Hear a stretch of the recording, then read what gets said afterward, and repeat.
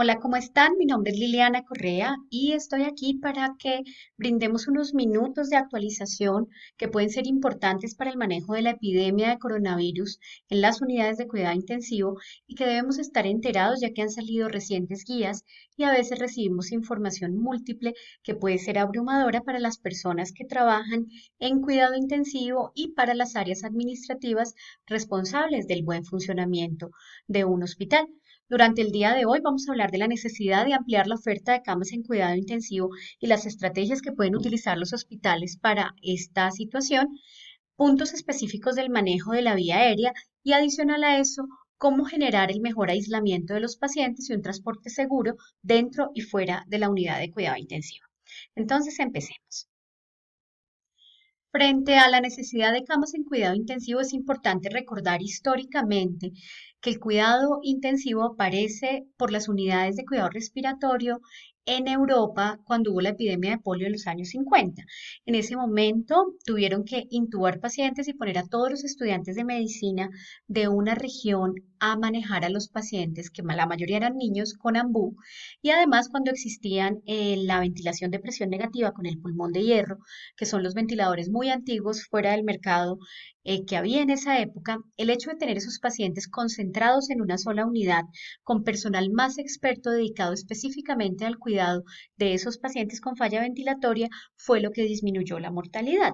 Entonces es fundamental que sepamos que aumentar la posibilidad de tener camas donde se brinde el cuidado apropiado de pacientes con COVID-19 va a permitir una mejor sobrevida de los pacientes. Entonces, existen varias estrategias que hay que conocer y que podemos utilizar en nuestras instituciones. Entonces, lo primero es considerar cancelar cirugías que no son de urgencia.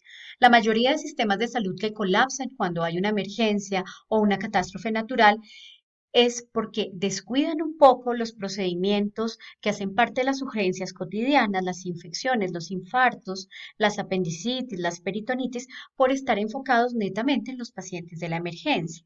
Pero por otra parte, no podemos desperdiciar el recurso institucional en algunas cirugías que podrían ser de tipo electivo, dada la emergencia, y ponemos a esos pacientes además en riesgo de una contaminación cruzada. Entonces, algunas instituciones deben considerar dentro de sus alternativas cancelar cirugías mayores que pueden requerir UCI en el posoperatorio para que esas camas queden libres para estos pacientes. Obviamente, todas las estrategias de generar girocama, tratar de sacar a los pacientes que ya están un poco más estables de la UCI para tratar de mantener las UCIs lo más desocupadas posibles ante esta emergencia. Es muy importante que las instituciones traten de gestionar al menos el doble de las camas que tienen de cuidado intensivo, utilizando otras áreas que puedan estar disponibles, como las unidades de reanimación, algunas áreas de observación en urgencias, unidades de cuidado posanestésico, de recuperación anestésica, o algunos otros cubículos, o algunos que tengan unidad de cuidado intermedio se puedan habilitar como cuidado intensivo. Es fundamental conocer el número de ventiladores disponibles y funcionales de mi institución y, si es posible, aumentar el número de esos ventiladores. Reconocer que hay una serie de áreas intermedias que pueden ser utilizadas en las diferentes instituciones y que podrían habilitarse para tener un aislamiento de cohorte. Aislamiento de cohorte significa que yo tengo un número determinado de pacientes en un solo lugar, en una sola área, de tal manera que minimizo el flujo de personas que entran a esa área y además minimizo el personal que tiene que hacerse cargo de ellos para disminuir la posibilidad de contacto e infección del staff y al mismo tiempo para darles un manejo más seguro. Recomiendo entonces que consideren estas alternativas en sus hospitales. Con respecto a la vía aérea, han salido múltiples guías, pero hay unos puntos críticos que debemos tocar en estos 10 minutos. El primero es reconocer que la intubación de un paciente con COVID-19 es una intubación de alto riesgo, tanto para el paciente como para el personal, como para la generación de aerosoles. Recordar que debe hacerse por el personal más experto en vía aérea, porque lo ideal es que haya menos personas durante el procedimiento. Se recomienda la persona que va a hacer la intubación es uno, la persona que va a administrar los medicamentos de la sedación es otro y la persona que suministra los insumos, el tubo, el laringoscopio, sea otro. Y no más personas dentro de ese cubículo o área donde se va a realizar la intubación. Tener el equipo completo, los medicamentos completos y un carro de vía aérea que se propone que sea portátil, que se pueda esterilizar, que tenga materiales en los que se pueda hacer rápidamente una desinfección para cambiar el cubículo, pero que yo lo pueda mover de la UCI a urgencias para que ese equipo que es móvil sea el más experto y que adicional a eso estemos minimizando la exposición del grupo. Como les contaba en un video anterior, a veces tenemos vías aéreas difíciles y tenemos que pedir ayuda a un grupo más experto o al grupo que tiene los equipos que nosotros de pronto no tenemos. Y ese momento de movimiento, estas personas no tienen los dispositivos de bioseguridad, las ponemos en riesgo y son minutos preciados, dado que estos pacientes no toleran la apnea.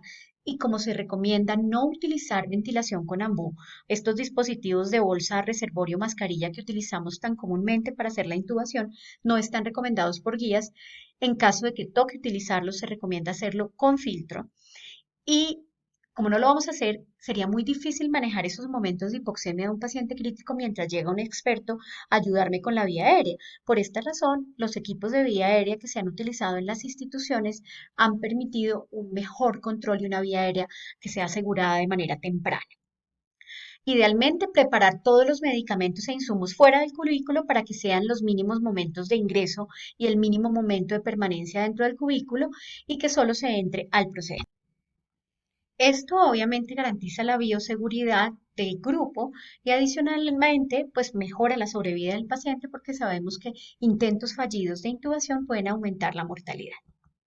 Bueno, por otra parte, el paciente debe estar monitorizado previo al procedimiento y la otra recomendación de las guías es poner una sonda nasogástrica tan pronto el paciente sea intubado. Y una cosa importante es que como hay una generación de aerosoles durante el procedimiento, se haga una adecuada desinfección de la habitación durante 20 minutos posterior al procedimiento, dados los aerosoles que se han generado, y debe haber en cada institución un protocolo claro para el manejo de la vía aérea difícil. En cuanto al aislamiento, se recomienda un aislamiento físico, es decir, un área donde van a estar estos pacientes, y considerar la opción de tener unidades respiratorias, es decir, unas unidades de cuidado intensivo que traten de no mezclar los pacientes, aunque no sabemos cuántos nos van a llegar, y siempre se debe garantizar la atención de los pacientes con patologías agudas y urgentes diferentes a la epidemia.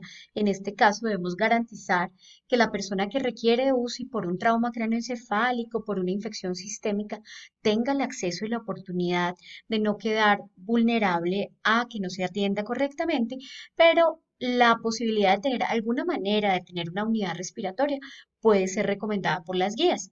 Una cosa muy importante es que el personal que hace el aseo o la limpieza de la UCI debe estar capacitado. Generalmente son empresas de personal externo a las instituciones y debe hacerse un protocolo. Estos protocolos fueron ampliamente conocidos cuando aparecieron las bacterias multiresistentes, KPC o las extremadamente resistentes. Y el personal de aseo ya sabe claramente cómo hacer una desinfección terminal, que se deben utilizar batas antifluidos. Todo ese proceso debe ser recordado y manejado de la misma forma, pero con mayores aspectos de bioseguridad en los grupos de pacientes con COVID. Minimizar el ingreso a la UCI, eso quiere decir que vamos a minimizar las revistas con estudiantes, las revistas académicas, vamos a modificar los horarios de visita, van a tener que ser un poquito más restringidos y sabemos que esto es muy duro para las familias porque estamos en política de humanización y de ampliar visitas, pero en este momento entre expongamos menos personas, incluso los familiares del mismo paciente, pues probablemente nos vaya a ir mucho mejor. Recordar la importancia de una adecuada técnica de postura de los elementos de protección. Los elementos de protección está comprobado que son seguros y debemos utilizarlos y además un adecuado retiro de los elementos de protección. Por otra parte, recordar que hay que tener una adecuada disponibilidad de pseudoanalgesia y suficiente cantidad de medicamento para los potenciales pacientes que podamos tener, las mezclas ya listas, las ampollas listas, cercanas al lugar donde va a ser el procedimiento, pueden ser en una reserva de la misma unidad de cuidado intensivo para evitar que tenga que ir un auxiliar de enfermería o un enfermero o un camillero. Necesito urgente una adrenalina, por favor, vaya a farmacia y súbala porque estos movimientos pueden generar una mayor dispersión de partículas, tener todos los insumos que se van a requerir requerir. Y una parte que se debería discutir es los turnos que son de 12 horas, verificar la manera en que los procesos de alimentación del personal sean en un área segura, pero que no tengan que bajar a los restaurantes distintos de las instituciones o que haya un proceso de cambio de la ropa o idealmente que lleven loncherita y tengan un área donde puedan disfrutar sus alimentos en los turnos que son más prolongados. Todas estas cosas deben ser discutidas con los jefes de las unidades, con los coordinadores de atención y con las directivas. La idea es no generar pánico, la idea es estar preparados. Sabemos que tenemos que aprender las lecciones de otros países. Latinoamérica tiene algunas dificultades y sé que muchas personas de área rural van a escuchar este video o de ciudades intermedias que tienen excelentes grupos de cuidado intensivo, pero que necesitan estar preparados mucho más porque a veces hacer llegar a estas ciudades intermedias los insumos puede ser un poco más difícil. Estamos aquí para actualizarnos en todo lo que va sabiendo, saliendo del COVID-19. Sabemos que es difícil manejar tanta información abrumadora. Mantengamos la calma y las unidades de cuidado intensivo latinoamericanas vamos a lograr salir airosas de este proceso. Muchas gracias y espero que sigan en mi canal.